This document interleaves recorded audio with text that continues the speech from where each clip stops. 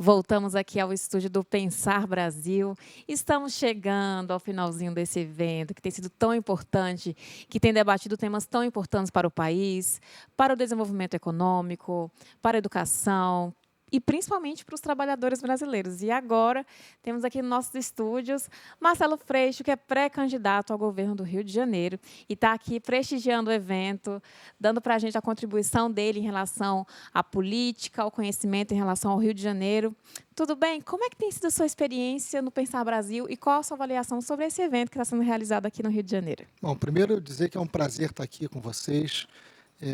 A experiência de ter todas essas organizações chamando os convidados para pensar o Brasil, para propor um Brasil que a gente quer, no momento de crise tão profunda da democracia, é muito importante. A gente está no Rio, o Rio que já foi sede do governo federal, o Rio que tem um espaço de servidores tão importante, o Rio que é uma imagem tão significativa para o Brasil.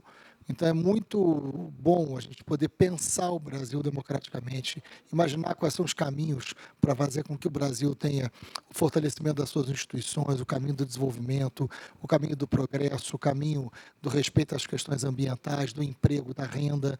Eu acho que a gente tem muitos desafios, mas sem dúvida alguma o caminho da democracia, da participação, do bom debate é o melhor que a gente precisa nesse momento.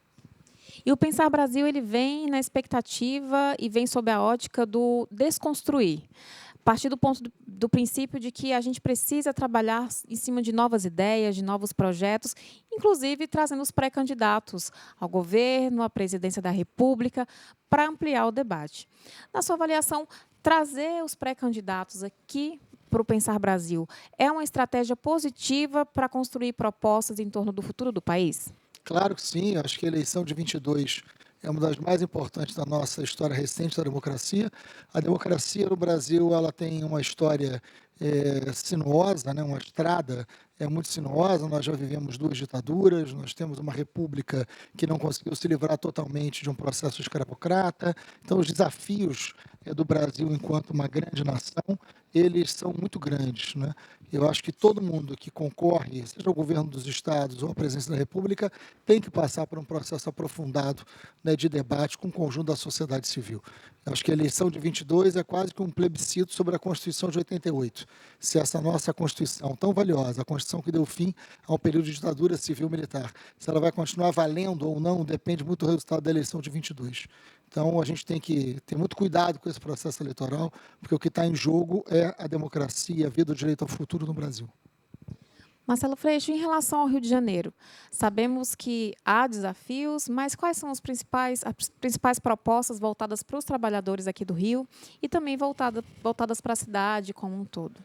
O Rio vive uma crise muito profunda, né? São 5 governadores presos e o Rio vem sendo governado por uma máfia há muitos anos. Só que isso se desdobra para além da política e chega na vida real das pessoas. Então, o desemprego no Brasil é de 14%, no Rio de Janeiro é 11%. O Rio de Janeiro tem a segunda maior economia, é o 18º em arrecadação. O Rio perdeu 700 mil empregos de 2015 até 2020. O Rio tinha, em 2013, o 4º lugar no IDEB. Hoje, falando de educação básica, hoje o Rio está em 24º. Então, o Rio deteriorou, o Rio desmontou, né? O Rio, em 2000, tinha 18% do seu PIB nas indústrias. Hoje representam 6% apenas a indústria. Então, o desemprego é estrutural. O Rio vive hoje uma sociedade marcada pela ilegalidade, pela violência, pela arma.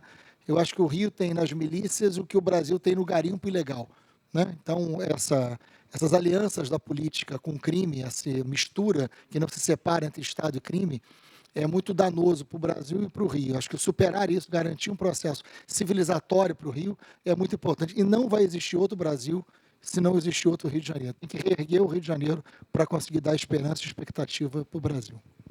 E quais são as suas expectativas em relação à eleição de 2022, tanto a eleição presidencial quanto a eleição aqui do governo? A expectativa é a melhor possível, de derrotar Bolsonaro, a fazer com que esse bolsonarismo possa ser derrotado no processo democrático, seja vencido pela força da lei, porque o que está em jogo é civilização e barbárie. O que está em jogo é se a gente vai viver no século XXI ou se vai retroceder ao século XVI, né? Na vingança, no justiçamento, no racismo, no preconceito contra a mulher. Eu acho que é um projeto civilizatório que está em jogo. Então a gente precisa ter muita clareza do tamanho da nossa responsabilidade nessa eleição.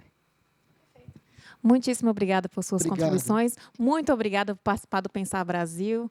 Eu tenho certeza que a sua presença aqui abrilhantou o evento e trouxe muito mais prestígio e força para o nome do evento. Entrevistamos agora Marcelo Freixo, que é pré-candidato ao governo do Rio de Janeiro. Voltamos lá ao auditório. Obrigado. Preços altíssimos, já li